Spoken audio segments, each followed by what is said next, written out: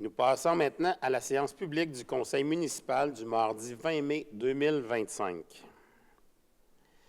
J'ai récemment appris le départ à la retraite de David Savard, défenseur des Canadiens de Montréal et fier mascoutin. Avant de rejoindre les Canadiens, il a porté les couleurs des Canadiens pendant 4 saisons. Il a aussi porté les couleurs du Lightning de Tampa Bay lors de la saison 2020-2021, remportant la Coupe Stanley. Et il a amorcé sa carrière dans la Ligue nationale en 2009 avec les Blue Jackets. Mais il a été repêché en 2009 et il a joué avec les Blue Jackets de Columbus, équipe avec laquelle il a évolué pendant 10 saisons. Au nom des membres du conseil municipal et de l'ensemble de la population mascoutaine, nous lui souhaitons une excellente retraite bien méritée. Merci David pour ton parcours inspirant et pour avoir si bien représenté Saint-Hyacinthe au plus haut niveau du hockey professionnel. Pour ceux qui l'ignoraient, une patinoire multisport portant le nom de David Savard est située dans le quartier Bois-Joli. Sur un tout autre sujet, les inaugurations se sont poursuivies dernièrement. Le 8 mai dernier, le Parc des loisirs Saint-Joseph a été renommé Parc Fridolin-Savoie en hommage à cet ancien conseiller du village de Saint-Joseph en poste de 1966 à 1969. Ce geste collectif nous rappelle que notre ville s'est construite grâce à des gens dévoués, comme M. Savoie, qui ont contribué à faire avancer leur communauté.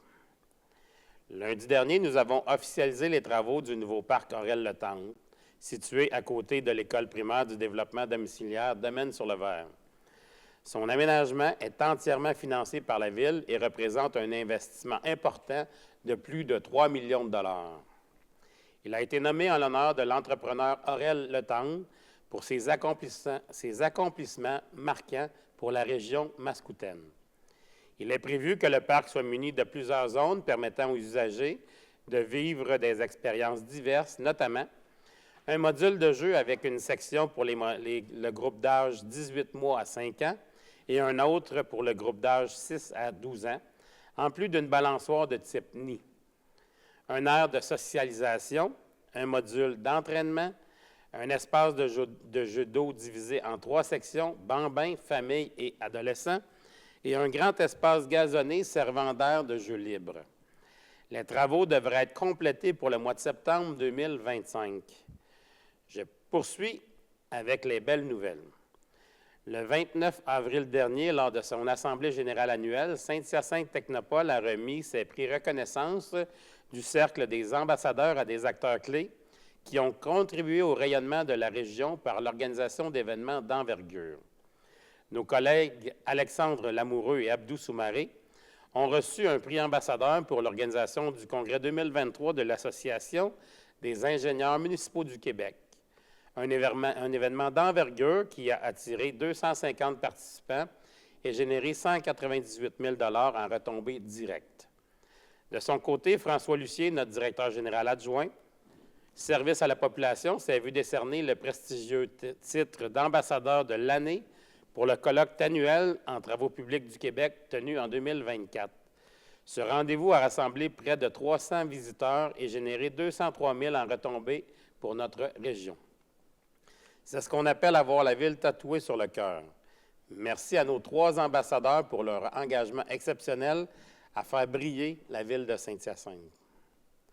Le dimanche 11 mai dernier, un nombre record de 73 employés et élus de notre équipe municipale ont uni leurs efforts pour parcourir un impressionnant total de 476 km dans le cadre de la 29e édition du défi Gérard Côté.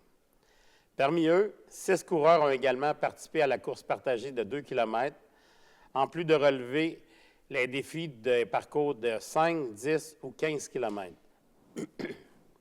Grâce à cette performance remarquable, nous avons décroché la première place dans la catégorie défi entreprise, remportant du même coup le titre d'organisation la plus active en 2025, un honneur que nous avions aussi obtenu en 2024.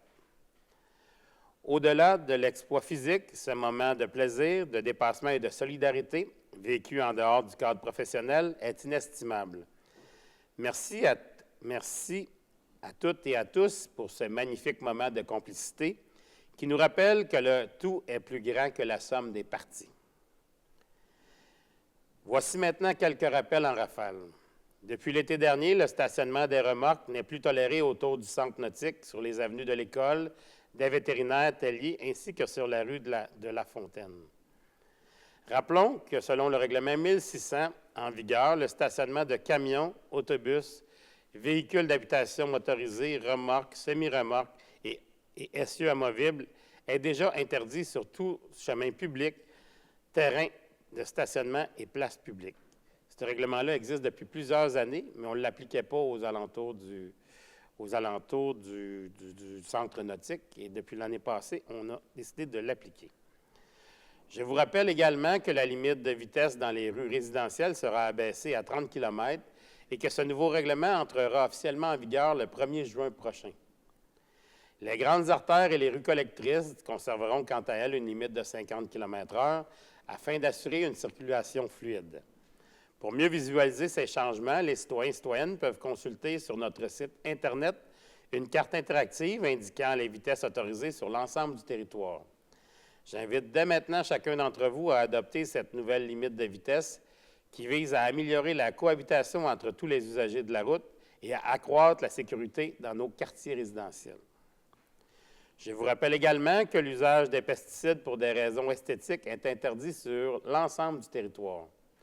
Bien que ces produits puissent être nécessaires dans certaines circonstances exceptionnelles, il est largement reconnu qu'ils représentent un danger pour notre santé, celle des animaux et des autres espèces présentes aux alentours.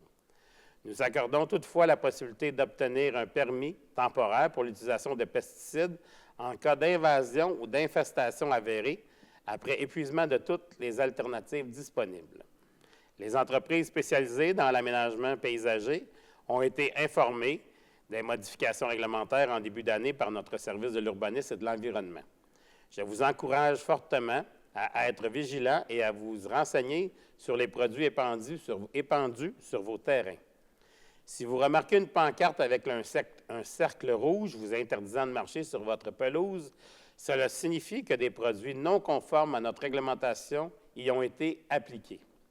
Pour plus d'informations, consultez notre site Internet aux onglets « Environnement-usage des pesticides ». J'aimerais maintenant vous rappeler brièvement la réglementation en vigueur sur notre territoire concernant l'utilisation de l'eau potable.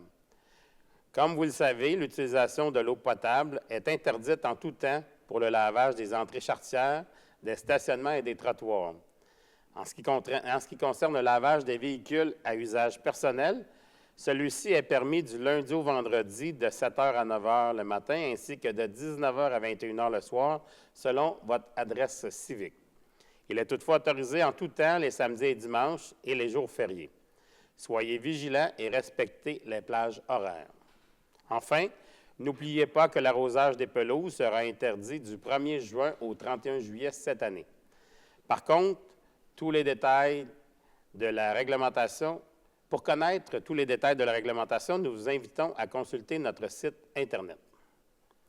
Dans un autre ordre d'idées, la Régie intermunicipale d'Acton et des Mascoutins organise une collecte de résidus dangereux le 24 mai prochain devant le stade LP Gaucher de 8h30 à 16h30. Venez vous débarrasser de vos produits toxiques, explosifs, corrosifs ou inflammables, tels que de l'antigel, des herbicides, du lave-vitre, des médicaments, des détergents, des produits d'entretien de piscine, de l'huile à moteur, de la peinture ou encore des solvants. Ne jetez jamais ces produits dans la poubelle, l'évier ou la toilette.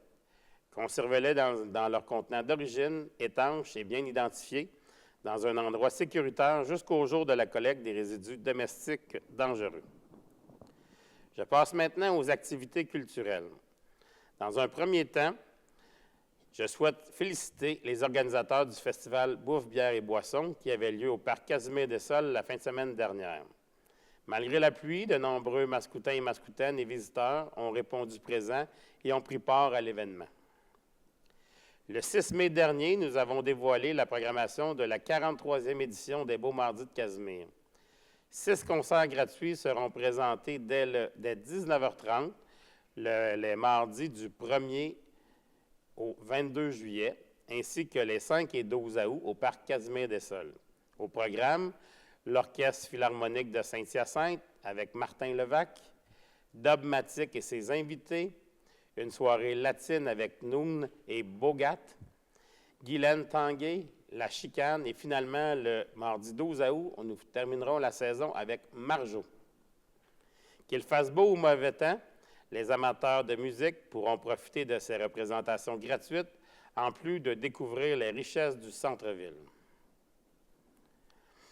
Des adeptes de Genesis et de son emblématique chanteur-batteur Phil Collins, en passant par les amateurs de country, d'artistes de chez nous ou encore de la musique latine, tous y trouveront des spectacles à leur goût. Retrouvez la programmation complète sur notre site Internet. La Ville de Saint-Hyacinthe invite chaleureusement ses citoyens à prendre part à Regard Hybride, un projet de cohabitation sociale alliant art, espace public et participation citoyenne. Cette initiative novatrice, menée par les artistes Philippe-Emmanuel David et Angèle Courville, vise à valoriser notre milieu de vie en misant sur l'expression artistique collective. En introduction au projet, les citoyens et citoyennes ont la possibilité de rencontrer les deux artistes le mercredi 28 mai prochain, de 18h30 à 20h, lors d'une conférence qui se tiendra à la bibliothèque Théa Saint-Germain, au 2175 rue Giroir-Ouest. Cette conférence est gratuite et ne nécessite aucune inscription. Pour tous les détails de ce projet, visitez le sainthyacinthe.ca. Encore cette année, les citoyennes et les citoyens pourront profiter d'un tarif préférentiel lors de la journée des résidents de l'Expo agricole de Saint-Hyacinthe. Cette journée spéciale aura lieu le lundi 28 juillet. Il s'agit d'une belle occasion de découvrir ou de redécouvrir cet événement emblématique de notre ville qui se déroulera cette année du 24 juillet au 2 août. De plus, la Ville et l'Expo agricole offrent 30 paires de billets à gagner en participant au concours offert exclusivement aux résidents de la Ville de Saint-Hyacinthe qui s'inscrivent en ligne jusqu'au 13 juin à midi à l'adresse sainthyacinthe.ca/concours-expo. À noter que les gagnants pourront utiliser leurs billets lors de la journée de leur choix pendant toute la durée de l'événement. Au grand bonheur de tous, les matinées gourmandes sont de retour encore cette année. Vous aurez l'occasion de déguster et d'acheter des produits locaux directement auprès des producteurs et transformateurs participants. C'est une excellente opportunité de découvrir les produits de notre région et de soutenir l'achat local. À Saint-Hyacinthe, le premier événement se tiendra le samedi 7 juin au jardin Daniel Asséguin et l'entrée est gratuite. Toutes les informations sont disponibles sur le site Internet de la MRC des Mascoutins. Également, le samedi 7 juin prochain, la Ville de Saint-Hyacinthe permettra à une soixantaine de jeunes de profiter d'une journée d'initiation à la pêche dans le cadre du programme Pêche en herbe de la Fondation de la faune du Québec. Ce programme est réalisé en collaboration avec Canadian Tire, son partenaire principal, et le ministère de l'Environnement, de la lutte contre les changements climatiques, de la faune et des parcs.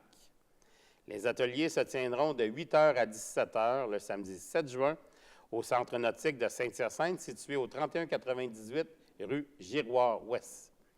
Il est possible de s'inscrire dès maintenant et les places sont limitées. Faites vite. En terminant, j'aimerais souligner la Semaine nationale des travaux publics qui se déroule présentement du 18 au 25 mai. J'en profite donc pour souligner le travail exceptionnel de nos équipes des travaux publics qui, à longueur d'année, travaillent d'arrache-pied pour planifier et exécuter l'ensemble des travaux réalisés sur notre territoire.